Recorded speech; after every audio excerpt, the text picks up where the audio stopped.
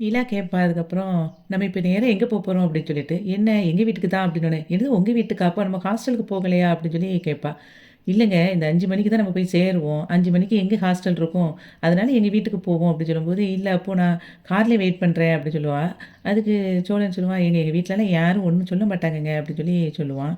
அப்போ "உங்க அம்மா இருப்பாங்கல்ல." அப்படின்னு சொல்லிட்டு நிலா சொல்லும்போது, "ஏங்க உங்க கதைய என் கதையா கேட்டு, நான் இப்ப அதிலேயே வாழ்ந்து இப்போ உங்க பிரச்சனைய நான் சுமந்துக்கிட்டு, இப்ப நேரா போய்க்கிட்டு இருக்கேன்.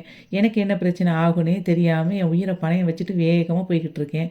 ஆனா, நீங்க வந்து என் கதைய வந்து ஃபுல்லா மறந்துட்டீங்க அப்படின்னு சொல்லி சொல்லும்போது, "உங்க கதையா? என்ன கதைங்க?" அப்படின்னும்போது, "நாங்க 4 பிரதர்ஸு, 1 அப்பா" அப்படின்னு சொல்லி சொல்லிட்டு, "அம்மாலாம் சாமிகிட்ட எப்பவும் போயாச்சுங்க" அப்படின்னு சொல்லி சொல்லுவான். அதுக்கு வந்து நிலா சொல்லுவா, "சாரிங்க" அப்படின்னு சொல்லி சொல்லிட்டு இருப்பா. அப்ப லேடீஸே கிடையாதா? அப்படின்னு போய் சொல்லும்போது, "நீங்க வந்தா லேடீஸ் தானே" அப்படின்னு சொல்லி சொல்லுவான்.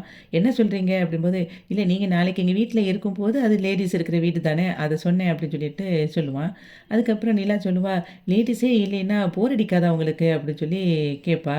"லேடீஸே வீட்ல இல்லைன்னா எப்படி இருக்கீங்க? வீட்ல உங்களுக்கு போர் அடிக்காதா?" அப்படின்னு சொல்லும்போது, "நாங்க 4 பேர் இருக்கோங்களே, இன்பம் பொங்கும் வீடுங்க எங்க வீடு" அப்படின்னு சோழன் சொல்லுவான். அதுக்கு நிலா சொல்லுவா, "எப்படிங்க நீங்க இந்த சிச்சுவேஷன்ல இப்படி ஜாலியா இருக்கிறீங்க?